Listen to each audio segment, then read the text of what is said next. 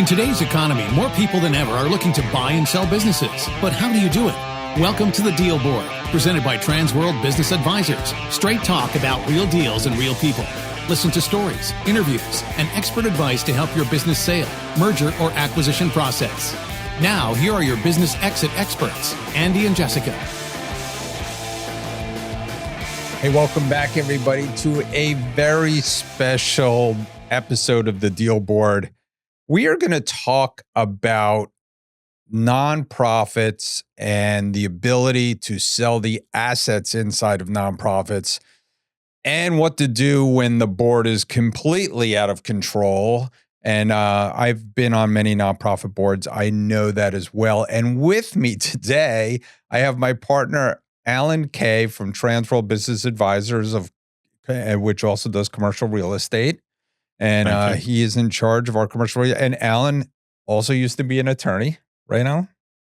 I still am. I'm still admitted to practice in New York and Florida. There you go. So on top of his commercial real estate prowess, he is also an attorney. He knows the law.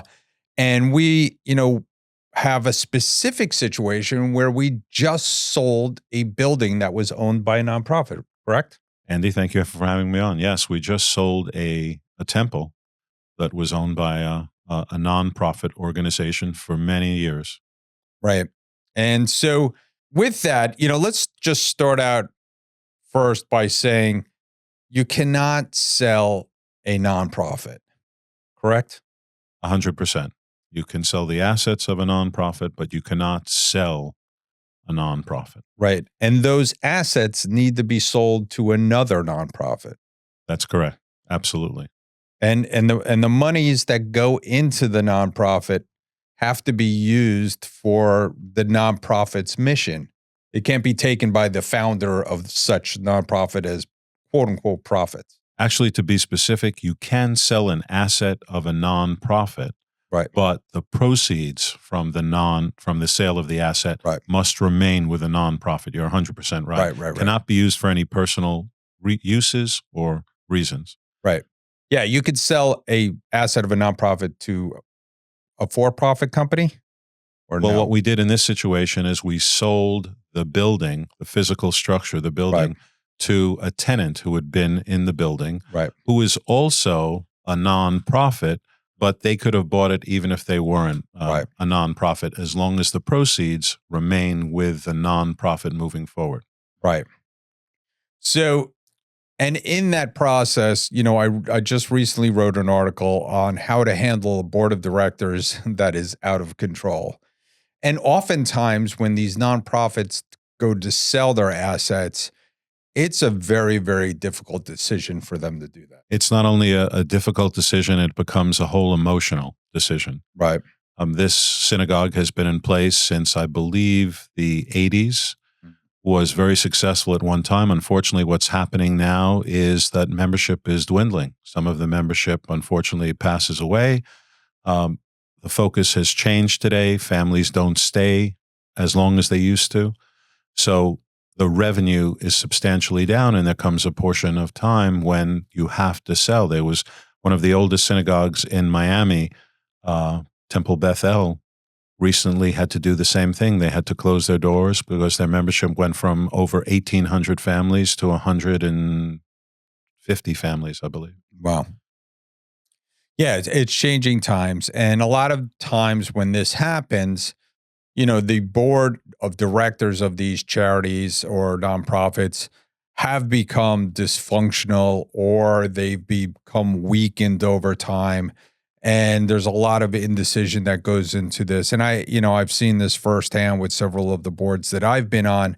So the warning signs that a board is now dysfunctional is there's frequent infighting, there's lack of unified vision, there's overstepping operational boundaries. And oftentimes in charities, we talk about noses in and fingers out.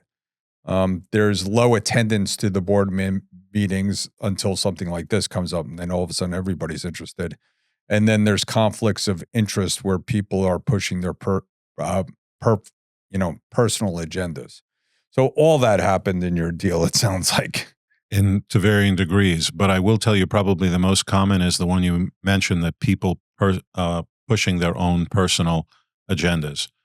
It's unbelievable. I've been on other boards where I've had to recuse myself from being on the board because that's what happens. And I've seen it in an organization that I started. I formed a 501c3, a Rotary Club, and I saw what happened there when the board changed. But what happened here is, in this situation, is there were a couple of people who, no matter what, if you looked at the situation, they had to sell. They had to sell because they were running out of proceeds. But some of the people would not look at that. They just looked at, their own personal vision. I wanted to keep the synagogue forever. I wanted to be around forever. And the whole purpose of the exercise really was to make sure that the synagogue itself, not the physical building, but the synagogue itself, survived. And the only way the synagogue will survive is by cutting expenses, changing their business plan, and adjusting to a lower congregation base. Right. So that kind of is our step one into helping nonprofits survive this, or talking about selling a nonprofit and getting the board in line. Step one is to revisit governance. And that is to go back to the bylaws and understand the governance policies and the agreements out there, but really understand the why of the organization. And it sounds like you exactly had to do that. That's exactly what we had to do. Unfortunately, it gets lost in the translation with some of the board members. You know the old line about the two best days in a president of a board, in his life, is the day he's chosen and the day he gets off the board. Yeah. So I understand. Unfortunately, it really depends on how strong the board is and how strong the president or the chair is of the board to determine what's going to happen with governance. Well, you're leading me right to the second step. If that's not working out, and it sounded like even in your instance it wasn't working out, and I've been on several boards that have been quote unquote on fire. Step two is to bring in an outside facilitator. So you were sort of an outside facilitator in this. I was an outside facilitator. I appeared at every board meeting. I made a presentation at every board meeting. When the time came to meet with a congregation, I met with the entire congregation and did a presentation as well. And I had to go back and take them through every one of the steps. What was the reason that I was retained? What was the reason that I was brought on board? And the whole focus from the beginning is, what do we do that's in the best interest of the synagogue moving forward to get it to survive? You really have to bring the outside facilitator has to show them the path of the future. I mean, I've been on some boards, they're wallowing in the past, and it really doesn't matter what happened in the past. It doesn't matter the personalities that were clashing. It doesn't matter what they used to do. The world has changed. Completely. And the synagogue was actually very lucky, because after I was retained and made my first couple of presentations, there was a change in the president of the board. And although the first president was very good, the second president came from a corporate background.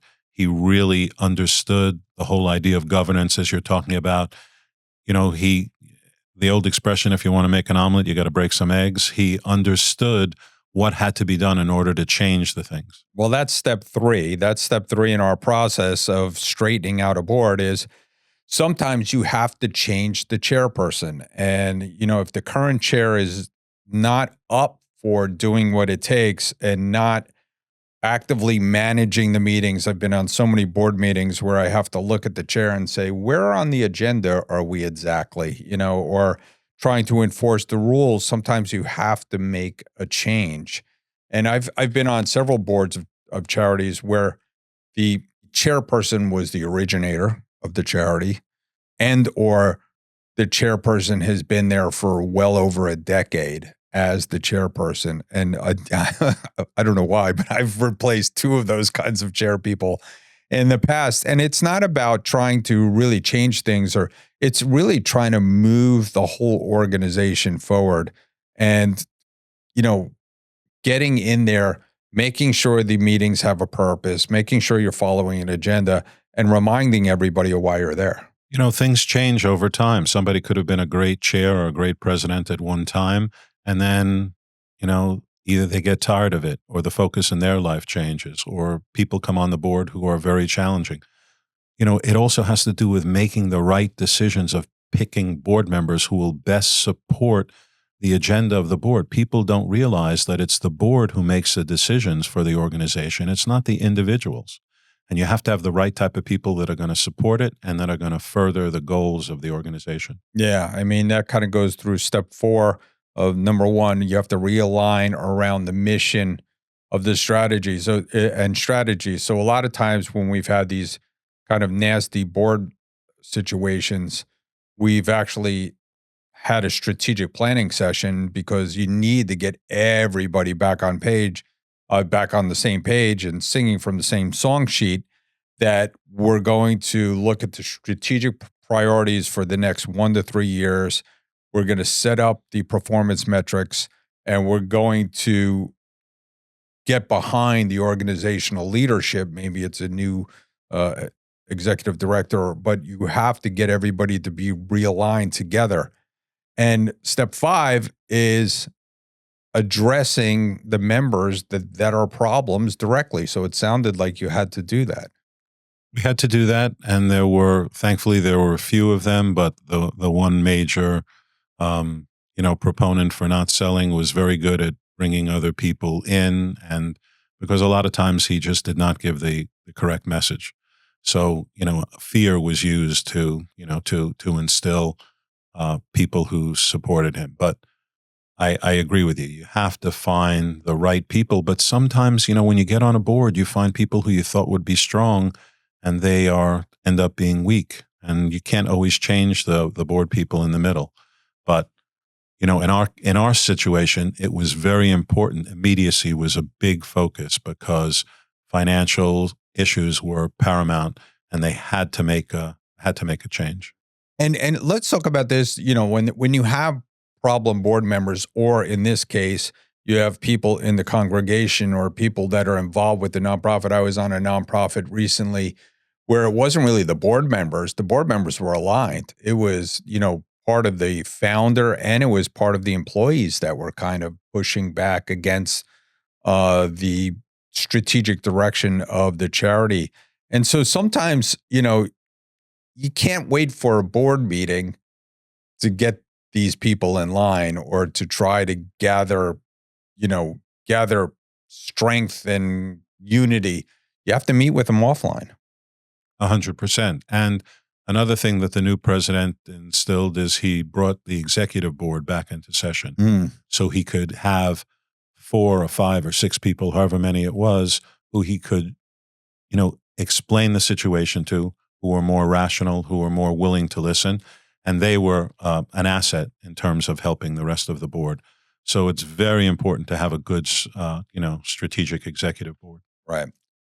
And then lastly, if you want to improve your board over time, prevention is key to all this, trying to make sure that your board doesn't get off track. But, in the future, and we had this situation with another founder-led charity we were working with, we realized we needed outside folks, not just, family and friends. We needed people with specific skills, with specific positions in the community and or specific connections that could bring this charity forward. So did that happen in your case now that it's, this temple sold? Did they kind of reconfigure it about how they're moving forward? They are. And I brought in a good friend of mine who's an attorney, a deal maker attorney. He was very helpful. He introduced us to another attorney who helped in a specific, fashion. You sometimes need to bring other people in, but often board members are resistant to change. So the new chair of the board, the new president that I refer to, he was very good at working with people and explaining to them in a logical way. As opposed to some boards, people get the feeling that, they're king of the board, and a chair or a president is not a king. They have to work with the other people to get them to agree. And that's what we ended up having to do with the congregation. The whole congregation appeared. Everyone had a chance to speak. It was a 3 or a 3.5 hour meeting. Everyone was allowed to speak. Everyone got up there. But we were then able to show them, based on what had transpired, why this was the best situation. And I think without the attorneys that got involved, and without this president, this board chair, who was exceptional, it would have been a much more difficult process. Yeah. So you need good people eventually in charge. You need good partners in these deals, and you need to know, you need to have someone who knows what the hell they're doing to try to get these things done. So, this is not the first or last nonprofit asset that we'll probably wind up selling. No, we'll sell others, and although it was a very challenging experience, I found it great to go through it. Might not have been good to go through on a daily basis, but after everything, it was terrific, because we had a mission, and we accomplished the mission, and it was very fulfilling to get that done. And I've worked with other groups before. I'm working with another religious organization now to find them a new home, and I think it's something that is right in my wheelhouse, based on my legal background and based on doing mediation and all of those things previously. To try and bring the parties together, because you can't get upset. They're looking to bait you from time to time, and you have to stay calm, and you have to just stay focused on the goal. Yeah, I think it's hard. One of the hardest things about serving on a nonprofit board a lot of times is its members are leaders in themselves. And a lot of times, some of them are entrepreneurial, and they've made their way to success to be drawn in as a leader to this nonprofit. And when you get a bunch of leaders in the room, they don't like to follow a lot. So having those skills of being able to mediate and being able to negotiate is very important. I can't agree with you more, because you have to. It's all how you approach people, and it's all getting them to buy into the vision. And that's what we did at every board meeting. We showed them what the vision was. The reason we're selling the property is because we need to raise capital so that we can reorganize financially the debt and move forward and take care of the long-term future of this congregation. And that was very helpful with a lot of people. Some people you're not going to convince. Yeah. So you try to get as many as you can. I think this also is indicative of another trend we're seeing out there, I think throughout the world, throughout the United States. A lot of these nonprofits, a lot of them religious-based, but a lot of these nonprofits have bought assets, specifically buildings, a lot of them. They've bought buildings over the years when the prices weren't extremely high. And the value for some of these nonprofits of owning property has passed. Completely. And when they bought the building, remember, there was more land that was available. Sure. Now, in many situations, you're not only reselling the building to a user, but sometimes you're selling the land, which is end up being worth more than the building. For us, one of the specific things that we wanted to accomplish is I've checked every comparable sale of nonprofits in the last, I think, 4 or 5 years. Not one time has the congregation remained in the building occupying the sanctuary. Right. If it's sold to another nonprofit or another religious organization, they want the use of the sanctuary. Right.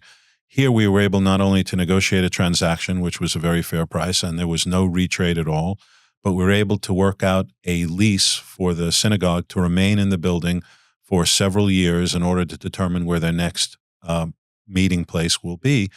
And that's very unusual, to let somebody remain in the sanctuary, and we were able to negotiate it. So it sounds like a good deal for good people with a good cause. 100%. So 100%. Yeah, and I think that the lesson here is to everyone out there. We've talked about nonprofits a lot. We've talked about not being able to sell nonprofit assets in certain ways. It is a specific kind of skill set that you need to have to get this done. We have it, and and specifically Alan is a great resource. So, Alan, what's the best way to get in touch with you if somebody wants to sell something? Email is akaye@tworld.com, akaye@tworld.com, or you can always reach me on my cell, which is 954-558-8058. That's 954-558-8058. Yeah, thanks. It was an incredible deal. I know it took a long time, but we got it done, and there's others out there. Absolutely. Thank you very much for having me on, Andy. Always a pleasure. And as always, we have a deal of the week and a listing of the week for you, and we'll catch you next time. Hey, Jessica, you know what time it is? Money time? Almost. It's time for listing of the week. Hey, welcome back, everybody. It is Listing of the Week, and I have the Eric Strauss from Transworld Business Advisors of New York City. How you doing, Andy? How you been? All right. Good to see you, my friend. So, Good to see tell you. me about your listing. It sounds like a good one. We got a really cool listing. It's a virtual events business. Virtual event. A lot of businesses have salespeople all over the country, all over the world, and you need to do a team building event, right? Nice. So this company sends a box to each of your salespeople around the country, around the world, and like 5 o'clock on a Friday, you get a chef on a Zoom with your whole team. The team opens their boxes, and everybody cooks this meal together. Oh, nice. It's a big team building thing, Yeah. right? It's about $1.5 million in revenues, $500,000 of SDE. Nice. They're looking for 1.4. There's some seller financing involved. It's a great opportunity. And during COVID, obviously this thing took off. Right. But now we're 4 years after COVID, Yeah. and the business is holding. I mean, Wow. it's really doing well. That's so great. it's a really exciting business. They've done very little marketing. It's all pretty much word of mouth right Right. now. Great opportunity for growth, I think. Wow, that sounds like a great deal. What's the best way to get in touch with you? E. Strauss, ESTRAUS at tworld.com. Excellent. Get that listing. Sounds like a great one. Thanks, Andy. Thanks. Hey, Andy, do you know what time it is? It's time for our deal of the week. Deal of the week. Sold. Hey, welcome back, everybody. It is Deal of the Week, and we are talking with Andres from Transworld Business Advisors of South and West Texas. And I was actually in Houston a little while ago, and he got this very interesting business, and nobody thought it would sell, but it did. So tell us about the business. First about the business. It is a business that sells rocks, and mostly in the spiritual sense of it. That Right. They do Reiki massages or Reiki healing, and they use the rocks for positive energy and healing, all that. Seems like a pretty tough business to sell. It's funny, but I know those businesses are very popular. I have a friend who's very into his rocks, and there's other crystals and different kinds of rocks for different problems. They have this whole science to it. So tell us, how much did the business sell for? It sold for $80,000. $80,000, a nice small business and it was making money. Oh yeah, it was making money. All right, so it was a good deal for good people. Somebody bought it for... Yes. Well, it was like real tough to get traction on it. Right. And I talked to the owner, and we started targeting people that were going to the business and clients. And so we ended up with a client that loved the It's a great story. business, and we sold it to her. Sold it to her. Congratulations. Listen, Transworld is great at finding the needle in the haystack. You found the good buyer right through the customer base. Congratulations. Andres, what's the best way to get in touch with you if somebody else wants to sell a good business? Yeah, I'm in Houston. What do you want, my Email or phone my number? email? Yeah, aghersi, aghersi at Transworld, and I'm at the Houston office. Excellent. Thank Thanks, you. Andres. Thanks for coming in. Thanks for tuning into the show today. If you like the podcast, share it with your friends on social media. And don't forget to subscribe and leave us a review on your favorite podcasting app. If you have questions, would like to appear, or have suggestions for topics for the show, get in contact with us through our website, thedealboardpodcast.com.